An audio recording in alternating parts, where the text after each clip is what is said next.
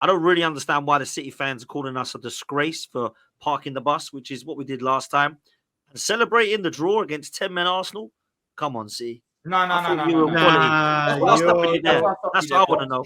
Because context matters. Please, let's not do that. Context matters. So I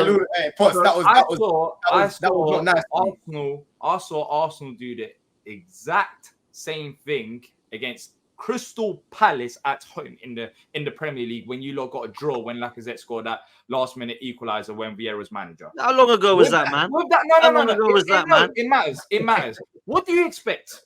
Man City just equalised in the 97th minute. You expect them to say, it's adrenaline and emotion. No, you got me wrong, bro. You got me wrong, bro. You got me wrong, bro. You got me wrong, bro. Let me explain because you've got me wrong.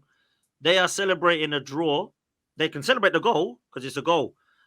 They stayed in the stadium, from what I'm told from my boys, and they were celebrating, going mental, like they just got done a 5p, right? So it's fine for us to celebrate a 0-0, but it's not okay for them to celebrate the 2-2. It's crazy. It's absolutely crazy. No, for me, we're getting absolute stick for celebrating a 0-0 last season, and they're then celebrating a 2-2 against 10-men Arsenal. A 0-0 is different, Pot. What's going on? Different. Celebrating a 0-0 versus a 2-2 is different. You know why? Yeah. Because they got a last-minute equaliser. So they're celebrating. They fought time and time again when Arsenal had 10 men in the box. They kept fighting and kept fighting. Finally got the equaliser. They're celebrating that. They're not celebrating the draw in isolation. The 0-0, you were celebrating the draw in isolation. Man City would have wanted the win. Oh, so it's different for us. It's different when we celebrate a draw. The 0-0, no, because like I just explained, the 0-0 is different. How is a 0-0 different? It's a point, you idiot. It's exactly the same. No, it's not the point. They're not celebrating the point. They're celebrating getting a last-minute equaliser. So it looked like they was going to lose, right? They were losing. They were facing 0 points, right? They fought and got a 97th minute equaliser. So the context of the game, they've had a great result then. So the result is brilliant for them. But they're celebrating. Well, it must be. They're celebrating it. It must be a brilliant result. Because they were losing. Point against 10-men Arsenal. Get in. Yes. Yeah, 10-men Arsenal. Really? Who never celebrating a 2-2 draw. 10-men Arsenal had 2 players who, for the first time in history, completed a 90-minute game making 0 passes.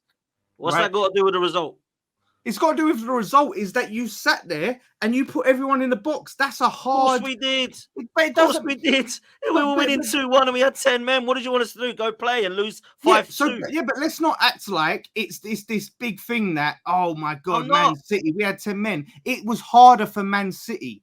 And let's not act like we were going toe-to-toe. We made it hard for them, bro. No, you weren't going toe-to-toe with 11 men. You weren't going toe-to-toe with 11 men. I had to explain this to Sam because Sam didn't seem to get it, right? Because he sat there and called out, I think it was Bernardo Silva, when he was saying how you didn't come to play and that. And it was like, oh, well, how did we get 2 goals? Set piece, like you always do, and a contentious free kick situation, right? Very contentious. And even the corner is contentious. Teams they need to either make a rule about this crowd and the keeper, or teams need to figure out. When Rodri went off, Man City was still the better side. No, but it was even, man. That ruined the flow. 11 was even, man. That's when the game started. That's when the game ruined started. the flow of the game. They destroyed us for 20 minutes. I have you that. They were brilliant for 15, 20. They went 1-0 up. Bloody hell, we're in for a hammering here. Yeah. And then when Rodri went off, it changed completely. And then we got back into the game. We found ourselves 2-1 up. And then that incident happened with Trossard. And then Michael Oliver sends him off, gives him no choice, Trossard. So now it has to be, we're 2-1 up. What do? Go for it and try and win 4-1? No. What with 10 men? I'm not saying you go for it. I'm not saying you go for it. What should we have done then? What should we have done in your eyes? Because, listen, we've seen teams go down to 10. I've never, ever seen a team that like to that level of defensiveness. I'm not saying you should go all out attack. I'm just saying that's the first time I've watched a team go down to 10 men and literally not come out of the box. Okay, give me an example. Give me an example of a team. Give me an example of a team that beats City with 10 men. Sorry, I need to cut. Go on, D. I know you gotta go, bro. I know. Go on, love. Give me an example of a team with 10 men that have done what you've just said we should have done and come away with 3 points. Give me an example. You done what you did and didn't come away with 3 points. So maybe That wasn't the way. You invited on pressure after pressure after pressure. It was only because of the heroics of your goalkeeper, right, that you was able to look like you was going to get something. Let's not act like you parking the bus. Mate, we defended like absolute animals. We had to. Okay, but how comes they were bringing on Grealish? They were bringing on Foden. They had players on the bench they didn't even bring on. Come on, man. I think what you're doing is, I know you hate Arsenal. I get it. I hate West Ham. I hate Chelsea. But you can't sit there and not give us credit for what we did to try and get 3 points. We tried all we could. Yeah, you tried. And listen, and credit to the players, because the players fought hard, right? I don't credit their sportsmanship and use of dark arts and all of that stuff. I will never. Oh, come on, you would have done the same, Lawless. I don't know. I'll never condone that. I'll never condone that, right? West Ham do the same. He's even smiling as he says it. Look at it.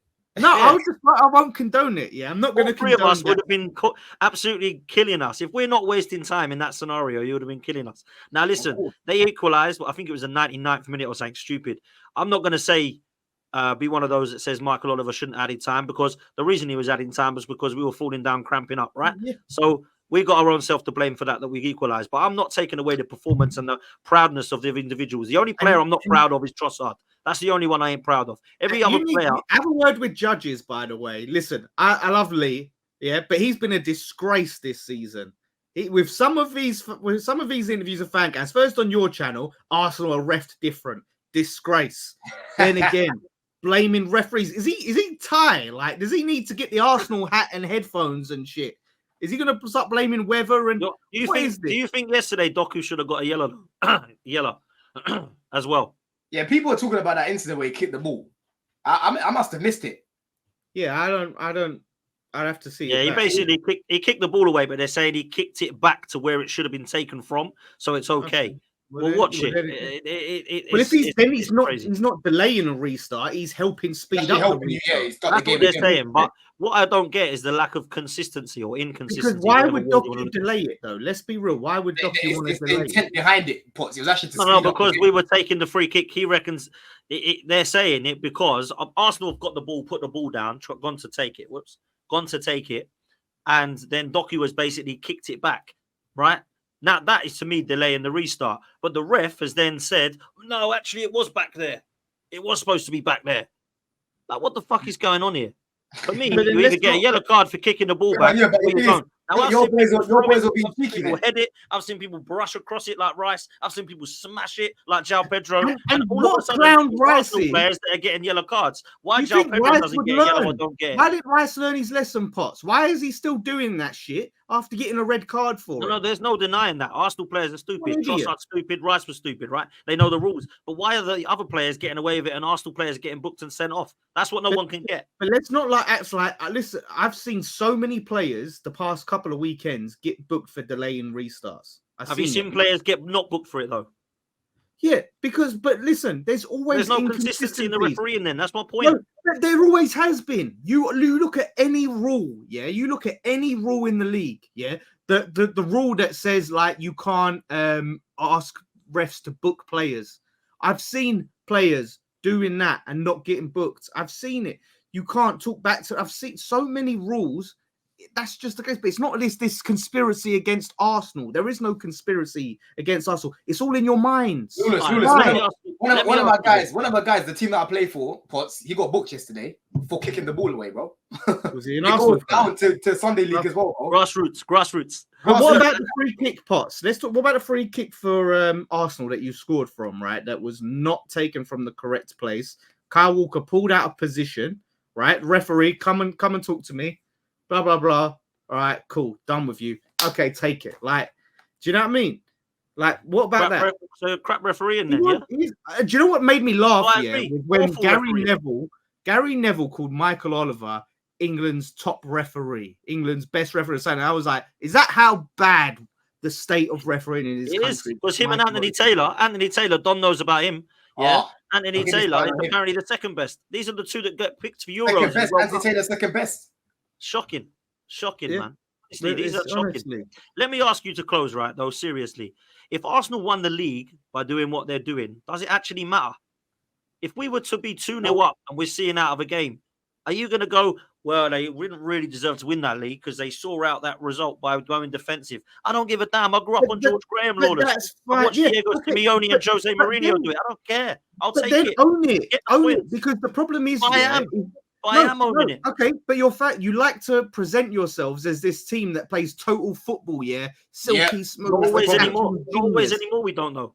Not always anymore. Like, just admit, like we are Marks and Spencer's Tony Pulis. Do you know what I mean? Just admit that. Own it. Do you know what I will do? I will admit that we are Marks and Spencer's Tony Pulis in certain games if you want me to, right? But we ain't like that every game. And you'll see that when we play Bournemouth and Leicester at home. David Moyes wasn't always like that every game.